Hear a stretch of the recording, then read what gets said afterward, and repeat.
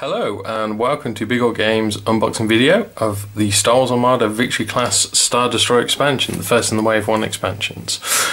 My name is Simon, by the way. So I'm just going to open this up here. Let's get this shrink wrapping off. Nice Disney logo down there, and lets you know which card sleeves you need from Fantasy Flight for it. So this ship already came out in the core set, but the expansion adds some new cards to the mix. So I'll just get this out of here. So get that out. I want to get the model out as well. There we go. So got the model here. Nice plastic container as always. And let's have a look. Oh, this one's already slipped out. Fantastic. Those. So here we have the model. So it pretty much looks exactly the same as it did in the core set. The finish on it looks the same as well, so quality's still up on their printing and painting. See the engines there. It's a nice touch, that is, the blue engines. See the underneath. So there we go. So it's a really nice model. I like the Victory Star Destroyer. But the main reason you'd have probably bought this, if you're already into playing the game, is for all the new cards and pieces. So we have here just a little pamphlet that comes with it. Gives you a full component list. All the upgrade cards that come with it are listed as well, which is what we're really here for.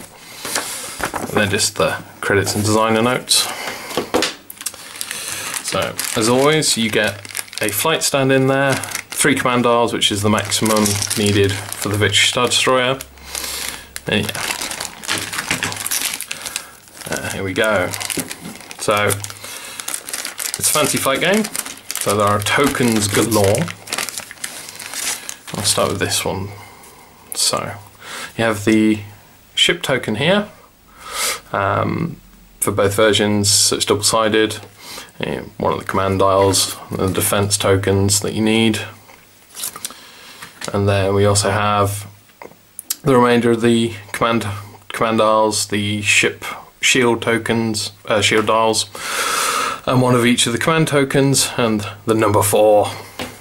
So you get everything you need. There's no more, no less. It's exactly the right number, the exact defense tokens, one of each command. You know, you get exactly what you need there. So there's no excess at all, and the numbers will prove useful if you're playing larger games with multiple VSDs. So, the cards. We have the 2 ship cards, Victory Class 1 and the Victory 2 class. Again, these are exactly the same as they were in the core set, nothing different. Printing looks exactly the same, so yeah, they're both identical to the core set. But here we have the new upgrade cards, so just try and get some shine off of that. So here we have the new commander, Admiral Motti, who increases the hull value of each ship based on its class. So that would take a Victory staff up from 8 hull up to 10 hull, which is quite a lot. And when we get the Imperial class in Wave 2, it adds 3 to it. Now he's 24 points, bit cheaper than Tarkin, useful to take if you're running multiple ships, and if you just want to get that points reduction from Tarkin. Then we have the first of the new officers, which is Director Assad. When you reveal a command, you may look at all command dials assigned to an enemy ship. So she gives you a nice bit of information on what your opponent's doing, very useful against things like mirror Imperial fleets. Not so useful against rebels, unfortunately, because most of their ships only have sort of 1 or 2 commands.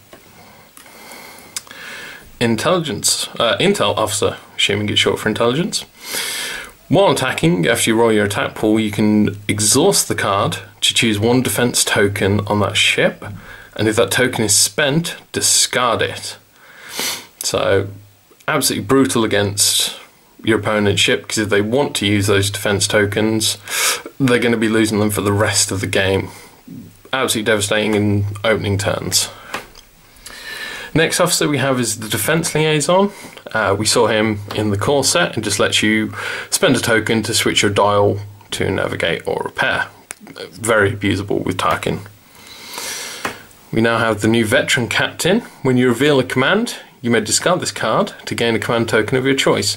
He's only 3 points, he's not fantastic. I mean, with Tarkin you should be getting a lot of tokens anyway, but if you're not running him, I suppose it could be useful if you want to do some points filling, but again, in tournament play, being slightly lower on points allows you to choose initiative, which is very important because of the objective play, so it's okay. Gunnery team, which lets you fire twice out of the same mark as long as it's different targets, again from the core set. Same, expanded hangar bay, increases your squad value by 1, again from the core set. This could be useful if you want to try and run with the new Imperial fighters, if you're still going to try and run a one ship list and quite a few squadrons. This does make your squadron dial commands reach that bit further. Assault concussion missiles, spend a black critical and each hull zone adjacent to the defending hull zone suffers damage, again from the core set. It's an interesting one. You're probably going to be using this if you're running gladiators though, so I'm not sure on the assault concussion missiles yet. Then we have the new ion batteries, which is an ion cannon upgrade. So spend a blue critical, choose and discard 1 command token from the defender, and the defender does not have any command tokens, they lose 1 shield instead.